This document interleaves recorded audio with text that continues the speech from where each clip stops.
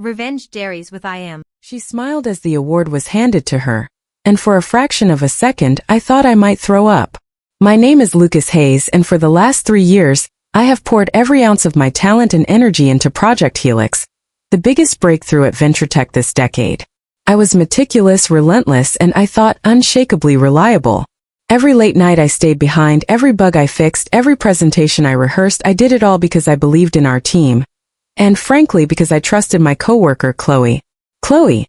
The name alone now tastes bitter on my tongue. She wasn't just a coworker. She was the person I confided in, the one I shared ideas with, the one who laughed at my dumb jokes when the office was too cold to smile.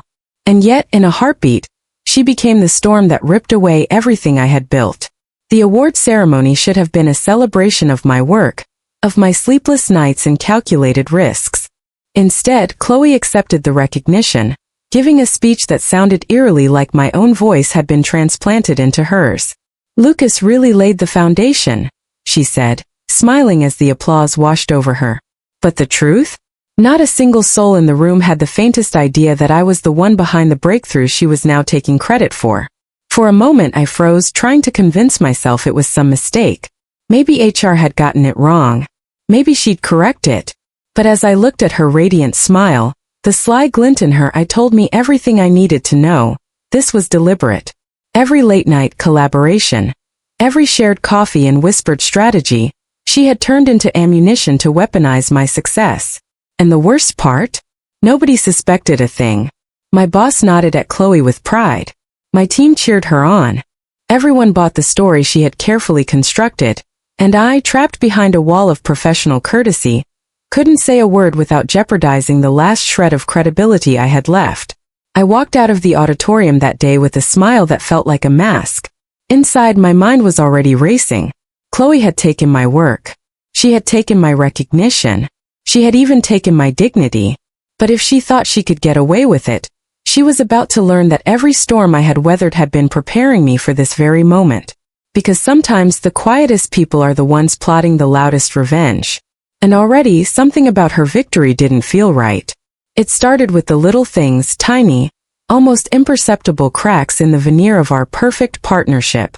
At first, I tried to ignore them, chalking them up to coincidence, or maybe my own paranoia. But soon, the signs became impossible to dismiss. The first red flag appeared during a routine project briefing. Chloe leaned over to whisper something in our manager's ear.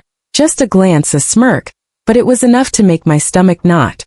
After the meeting, I overheard snippets of a conversation she had with HR on her phone. Her voice was too careful, too practiced.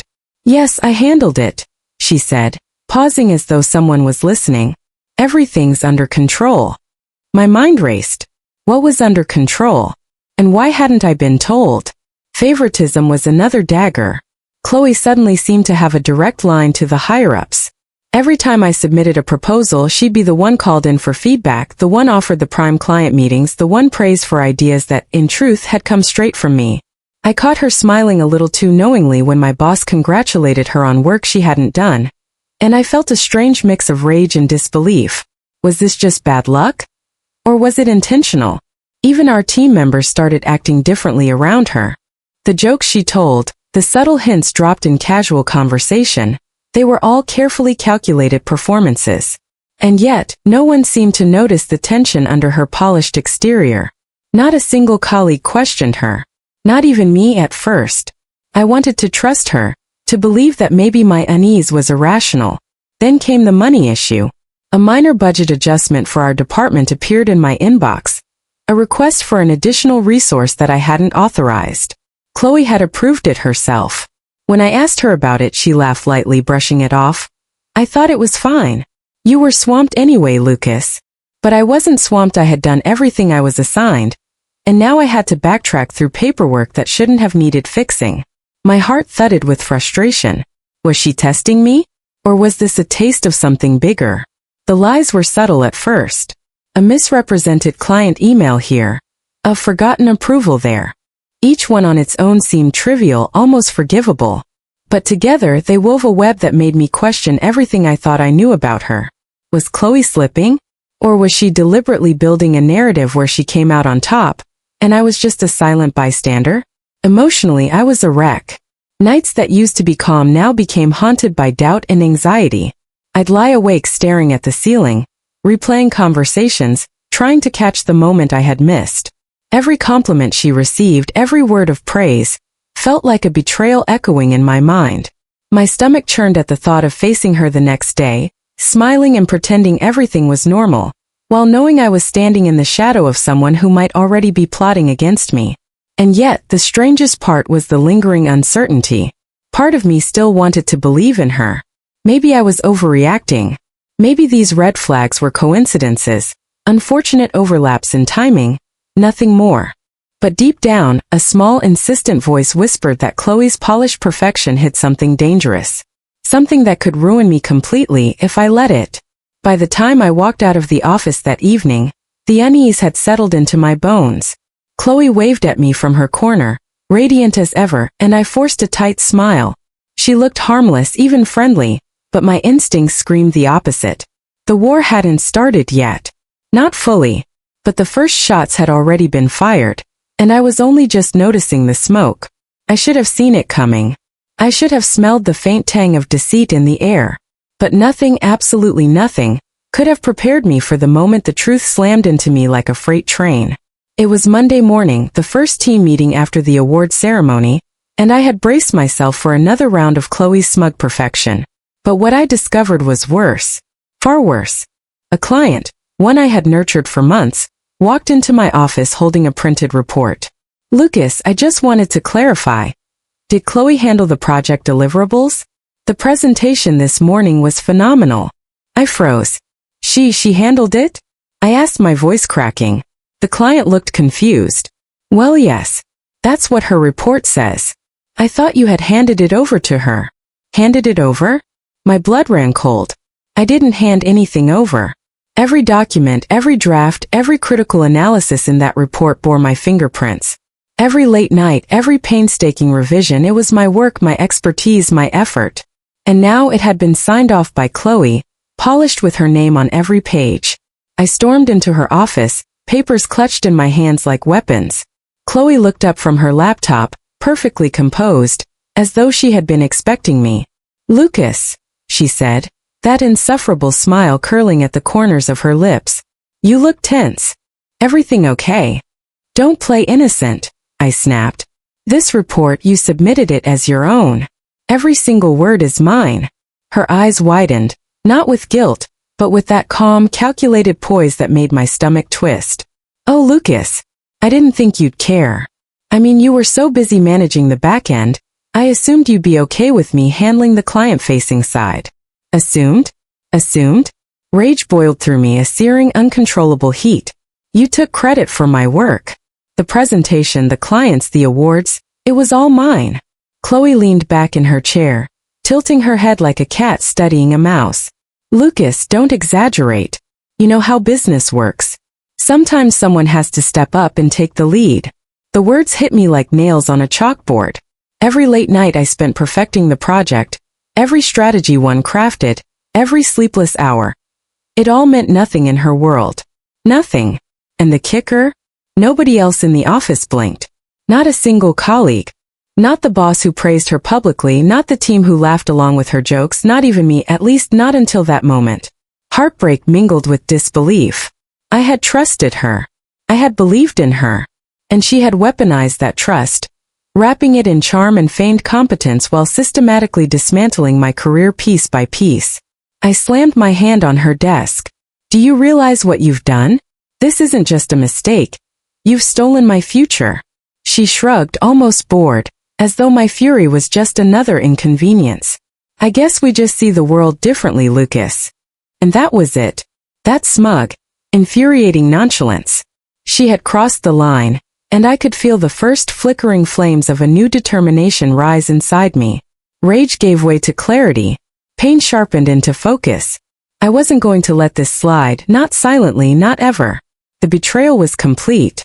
The question now was simple. How do you take back everything someone stole from you, without losing yourself in the process? And as I walked out of her office, the cold steel of resolve settling in my chest, I realized Chloe had made a mistake. She didn't know who she was messing with. The battle had begun. I sat alone in my apartment that night, the city lights painting the walls in jagged streaks of yellow and gray. The office had emptied hours ago, but my mind refused to shut down. I kept replaying Chloe's smug smile, the ease with which she had stolen everything I had worked for, and the way the entire team, including my boss, had swallowed her lies without question. I felt small, powerless, invisible, and for a moment, I allowed myself to sink into that suffocating pit of despair. But then in the quiet, a spark ignited. It started with a memory. The first time I had discovered my love for coding, the thrill of solving a problem no one else could, the sense of pride when a project I led succeeded. I remembered the late nights I had spent sketching ideas on sticky notes, the endless drafts, the painstaking revisions, all for the joy of creating something meaningful. And suddenly, the weight of Chloe's betrayal transformed. It wasn't just theft, it was a challenge. She had assumed I would fold, that I would let her walk over me and accept the crumbs of recognition she hadn't earned. She had underestimated me. The thought hit me like a lightning bolt. She had made a mistake by thinking I was weak. I leaned back on my couch, letting my mind trace the contours of a plan.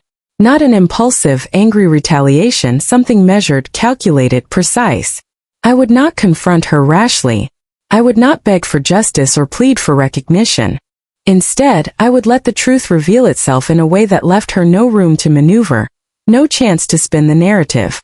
Tears mixed with a surge of adrenaline as I realized something profound. My power had never been in what others saw. It had always been in what I could create, what I could execute, what I could control. Chloe had stolen my work, yes, but she could never steal my skill, my intellect, my persistence. I thought about the long hours, the late nights, the problems I had solved that nobody else could even understand. Those were mine. All mine. And now I would reclaim them, not through petty revenge, but by outsmarting her at her own game. For the first time since the betrayal, I smiled. Not a bitter, forced smile, but a quiet, dangerous one. A smile that told the world I was not done. That I was rising, not stumbling. That Chloe had lit a fire she would soon regret. I began jotting down notes, tracing back every project she had claimed as her own, mapping the gaps where her knowledge faltered, the weaknesses in her armor. Every secret call I had overheard, every unexplained favor, every subtle manipulation. Everything was a piece of the puzzle, and I finally held the corner pieces. By the time the city outside had fallen silent, I had transformed. Pain had turned into clarity. Betrayal had turned into strategy. Hurt had evolved into determination. I didn't know exactly how I would bring Chloe down yet, but I knew this. She had awakened something in me that nothing, not her lies, not her charm, not the applause of a blind audience, could ever extinguish. And when I finally stepped back into the office, I would be ready. Not as the hurt, overlooked employee she thought I was, but as someone who had every intention of taking back what was rightfully his. The fire inside me wasn't just anger. It was purpose. And Chloe? She had no idea how unstoppable I was about to become. The next morning, I returned to VentureTech with a new mindset. The old Lucas, the one who had trusted blindly, who had paused to doubt himself, was gone. In his place was a strategist, patient and precise, watching every move Chloe made like a hawk circling prey. Step 1: gather proof. I couldn't accuse her blindly. Her charm had blinded the team once. It would blind them again if I wasn't careful. So I began digging emails, reports, project logs, client feedback. Every file she had touched bore the faintest trace of my work. Version histories, timestamps, subtle inconsistencies in her original notes. I downloaded everything, backing it up in multiple secure locations. It took hours, but with each piece of evidence my confidence grew. Step 2: document the lies. Chloe had told half-truths in meetings, subtly shifting credit, downplaying my contributions, and even presenting some of my ideas as her own innovations. I compiled detailed timelines and cross-referenced them with communications, meeting notes, and project drafts. By the end of the day, I had a digital dossier that would leave no doubt, even to the most skeptical eyes, that every accolade Chloe had received was built on theft. Step 3: observe weaknesses. While she basked in her perceived invincibility, I studied her habits. Secret calls to HR, unexplained client meetings, her tendency to over-explain simple things to make herself seem indispensable, all of it would play a part in my plan. I noted patterns: when she was alone, when she bragged to colleagues, when she flaunted her leadership. The more I watched, the more I realized how fragile her facade truly was. Step 4. Set subtle traps. I started small, casual mentions of clients or reports I knew she had mishandled, leaving breadcrumbs that only I could verify. I let rumors of new audits and oversight float into the right ears, carefully nudging my boss's curiosity. All the while, Chloe remained blissfully unaware, convinced she was untouchable. Step 5. Prepare for the reveal. I knew I needed the perfect moment. Too early, and she would recover, spin the narrative, and dismiss me again. Too late, and the evidence could disappear, or worse, someone else might take the credit for the exposure. I began crafting the framework, a presentation that combined undeniable proof, client testimonials, and meticulous documentation, an airtight case that would leave the office no choice but to recognize the truth. And through it all, Chloe's behavior only made my plan easier. She was cocky, careless, and overconfident. She bragged to colleagues about her supposed leadership on Helix, subtly undermining my role in front of our boss. Every boast, every careless exaggeration, became a thread I could pull, unraveling the tapestry she had so carefully woven around herself. Emotionally, the shift was profound. The anger that had once consumed me transformed into calm focus. I no longer felt like a victim. I felt like a player, a strategist in a high-stakes game, carefully maneuvering toward checkmate. The adrenaline wasn't raw anymore. It was calculated, controlled, and intoxicating. Yet the tension remained. Chloe still believed she was untouchable. She smiled at me in the hallway, oblivious to the storm I was preparing. She flaunted her victories, unaware that the floor beneath her was already cracking. And I couldn't wait to see the moment when all her smirks, all her borrowed accolades, all her stolen credit would crumble in front of the very people she had fooled. The pieces were in place. The trap was set. The only thing left was patience. And patience, I had learned, could be far more dangerous than rage. The day had arrived. Months of preparation, patience, and quiet observation all led to this moment. The office was buzzing with the usual Monday energy, but I felt nothing but calm, cold determination. Today, Chloe's carefully constructed world was about to implode. I walked into the conference room carrying my laptop and a stack of printed documents. Chloe was already there, radiant and self-assured, sipping her coffee like the queen of venture tech. The team, including our boss, looked on with mild curiosity, unaware that they were about to witness the fall of a carefully curated illusion. "Lucas," Chloe said with a mock smile, "what's all this?" I didn't answer immediately. Instead, I connected my laptop to the projector. The first slide appeared. A detailed timeline of Project Helix, meticulously annotated with version histories, email chains, client feedback, and drafts. Every line of work she had claimed as her own now bore evidence linking it to me. Every boast, every stolen credit, every tiny manipulation, documented, dated, and undeniable. Chloe's smile faltered slightly. She leaned forward trying to scan the screen, but I had anticipated this reaction. I clicked to the next slide. Comparisons of her final reports with my original drafts, highlighting edits she couldn't possibly have made without copying my work. Gasps rippled through the room. Even our boss leaned closer, frowning. She opened her mouth to speak, to spin some excuse, but the next slides were worse. Screenshots of secret calls, carefully documented misrepresentations to clients, and her own emails boasting of taking the lead on my projects, all laid bare. It wasn't just credit theft. It was a systematic campaign of deceit. The room was silent, except for my calm, steady voice narrating each revelation. This isn't hearsay. This isn't rumor. Every claim Chloe has made about her contributions is verifiable, time-stamped, and directly traceable to my work. Chloe's face drained of color.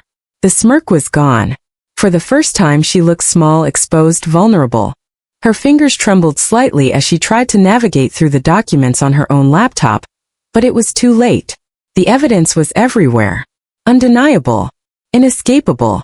Our boss finally spoke, voice tight with disbelief. "Chloe, this can't be right. I mean, Lucas, are you sure?" I clicked one final slide.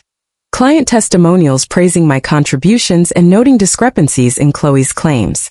The murmurs grew louder. Even team members who had once cheered for Chloe now exchanged uneasy glances. She tried one last move, a weak attempt to charm her way out. Lucas, it's just a misunderstanding. I met her gaze steadily. No, Chloe. This isn't a misunderstanding. This is the truth. And it's time people knew exactly who did the work, and who only took the credit. The weight of her betrayal hit the room fully. Colleagues shook their heads, whispering in disbelief. The boss's jaw tightened. HR was already scribbling notes, realizing the gravity of the evidence. Chloe sank back in her chair, silent, powerless, watching the empire of lies she had built collapse around her. By the end of the meeting, the verdict was unanimous.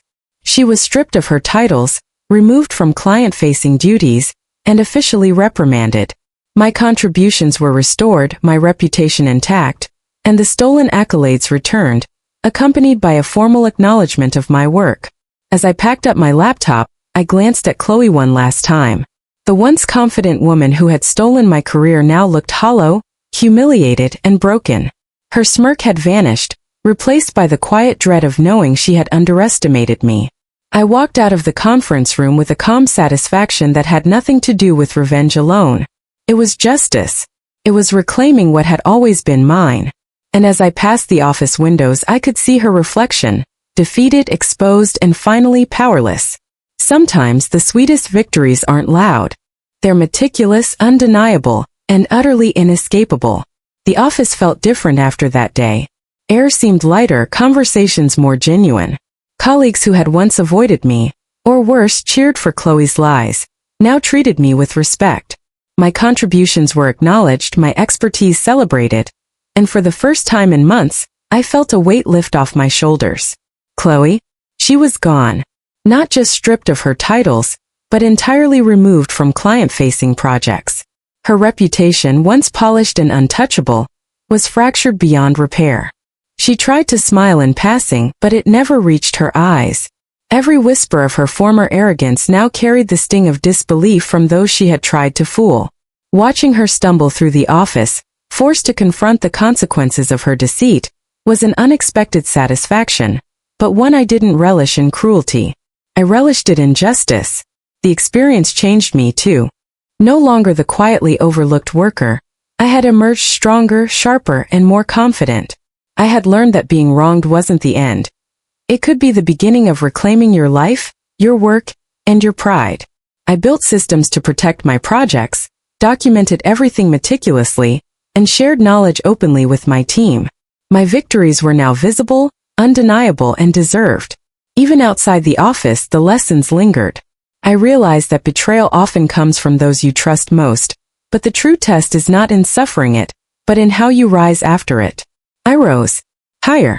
Smarter. Wiser. And the memory of Chloe's smug smile, once a source of rage, had transformed into a quiet reminder. Underestimate someone at your own peril. Sometimes poetic justice doesn't need fireworks or drama. Sometimes, it's the subtle collapse of someone who thought they could take what wasn't theirs. Chloe had stolen my work, my recognition, even a part of my confidence. But in the end, she lost far more than I ever had. I walked past the boardroom windows one evening, watching her reflection. A once untouchable figure now diminished, exposed, and forced to witness the truth she had tried to bury. And I realized, the real power isn't in stealing or pretending. It's in building, persevering, and reclaiming what's rightfully yours. For those of you watching this, I have to ask, have you ever been betrayed by someone you trusted? Felt the sting of your work or your effort being stolen? If so, leave a comment. I want to hear your story. And remember, revenge isn't always about anger. It's about reclaiming yourself, your dignity, and your life. If this story resonated with you, subscribe for more true-to-life tales of betrayal, revenge, and justice.